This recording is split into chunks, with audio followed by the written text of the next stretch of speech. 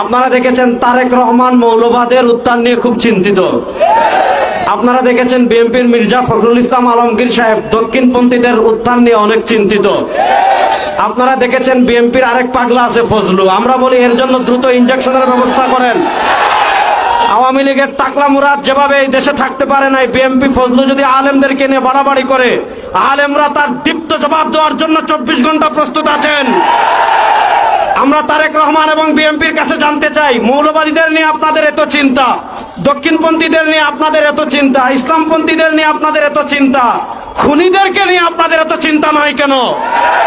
গত 1 বছরে আপনাদের কর্মীরা একজন আরেকজন 100 জনের বেশি কর্মীকে তারা খুন করে ফেলেছে। আমরা জানতে চাই, চাঁদাবাজদের নিয়ে আপনাদের এত চিন্তা নয় কেন? সুরদের নিয়ে আপনাদের এত চিন্তা নয় কেন? আপনাদের কর্মীরা বালু চুরি করে, সিলেটের পাথর চুরি করে। সুতরাং আপনারা মৌলবাদদের নিয়ে চিন্তা করতে হবে না, ইসলামী রাজনীতি নিয়ে চিন্তা করতে হবে না, চোর ডাকাত সন্ত্রাসদের নিয়ে চিন্তা করেন। 2 নম্বর আরেকটা কথা বলবো, 2024 সালের জুলাই আগস্টের গণবিপ্লবের মাধ্যমে আমরা ভারতের আধিপত্যবাদকে পরাজিত করেছি। বাংলাদেশে যদি বাম রাজনীতির নামে কেউ ভারতের দালালি করে, সেই ভারতের দালালদের হাত ভেঙে দেওয়ার জন্য প্রস্তুত আছেন। আপনারা দেখেছেন আমাদের বাংলাদেশের বরেণ্য 2 জন শিক্ষাবিদ, ডক্টর সরওয়ার এবং ডক্টর আসিফ মাহতাব উৎস, তারা এই উম্মার তন্ত্র প্রহরী, বাংলাদেশের সভ্যতার অন্যতম পাহারাদার।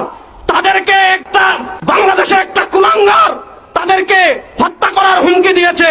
যে হত্যা করার হুমকি দিয়েছে তার পক্ষ নিয়ে এদেশের বামরা বিবৃতি দিচ্ছে। আমরা স্পষ্ট ভাষায় বলি, ডক্টর সরওয়ার এবং ডক্টর আসিফ মাহতাব এদেশে একা নয়, তার সাথে বাংলাদেশের সকল মুসলমান আছে। তাদের 100% যদি বাংলাদেশে কেউ বাঁকা করতে চায়, কিয়ামত হয়ে যাবে, কিয়ামত হয়ে যাবে। আমরা যেই নিয়তে তাহাজ্জুদ পড়ি, ওই নিয়তে ইসলামী আন্দোলন করি। আমরা যেই নিয়তে রোজা রাখি, ওই নিয়তে আমরা ইসলামী আন্দোলন করি। যেই নিয়তে নামাজ পড়ি, ওই নিয়তে ইসলামী আন্দোলন করি। আমরা আদর্শের রাজনীতি করি। আদর্শের রাজনীতি কখনো 1-2টা আসনের জন্য বিক্রি হতে পারে না। ইনশাআল্লাহ এবার যদি কেউ না থাকে বাংলাদেশে ইসলামের পতাকাকে বুলন্দ করার জন্য, কালেমার পতাকাকে বুলন্দ করার জন্য, বিশ্বাস চরমনায় সৈনিকেরা প্রস্তুত আছেন না নয়? আবার আপনাদের সাথে দেখা হবে ইনশাআল্লাহ। আসসালামু আলাইকুম।